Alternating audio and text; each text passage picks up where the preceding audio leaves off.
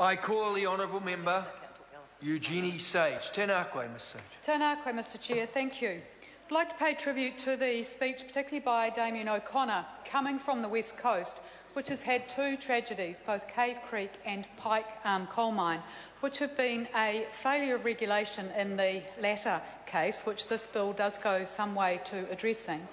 But in terms of the West Coast, the Cave Creek Commission of Inquiry looked into the circumstances around the platform collapse and highlighted that the department had been starved of resources, that it didn't have the number of staff, that it didn't have the resourcing provided through boat conservation that it needed to do its job well.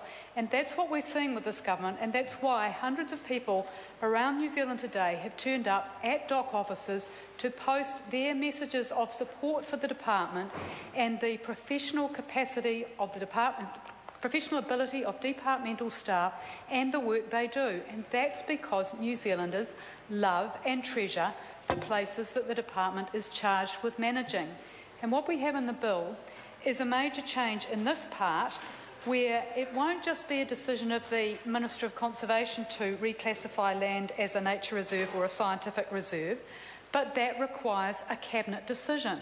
So the whole philosophy of the government here is that you can't trust DOC to manage conservation land properly, that you have to bring cabinet in. And when you bring cabinet in with the Minister and the Chair and his responsibilities under this bill to promote mining, we will see conservation lands, our public protected lands, opened up to much more development. And where will that hit most? In areas like Coromandel, in areas like the West Coast, where there are already some hundreds of alluvial gold mining licences, where there is already a large-scale open-cast gold mine, Oceana, in the forest behind Reefton, which makes a huge hole in the Victoria Conservation Park and the wildlife corridor that connects the central Southern Alps with Paparoa.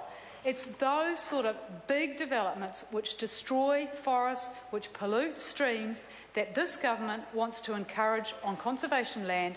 That's why it's both depriving the department of staff and resources. The cuts last year saw the loss of a lot of the planning and technical staff who would make submissions under the Resource Management Act on applications to mine, but who no longer do, because that brings them into conflict with the mining companies. And it deprives the department of the staff who are responsible for overseeing applications that are granted to mine on conservation land. You strip out that, you are stripping out the ability to supervise mining operations, and you are stripping out the field staff who are doing the work of predator control and actively protecting our plants and wildlife. And while the Minister today can say that he's confident the department will continue to do its work, his comments have been seen as insulting by the families of those who are losing their jobs in the staff cuts. We've had an open letter to the Minister in the Wilderness magazine that showed that there are frontline staff positions that are being cut. It's not backroom people. It's not the bureaucrats, the paper shufflers that the Minister refers to. It's people who are doing vital conservation work, and they are doing work around threatened species. They're also doing work in supervising mining. You strip out that, you strip out the ability for the department to properly manage our public protected lands. And it highlights, Mr Chair, this bill highlights how hostile the government is to conservation, both legally and in terms of its budget decisions, how hostile it is to work on the ground, because it's taking out the staff who've got the professional capability to do that work. So this bill is about not trusting the department.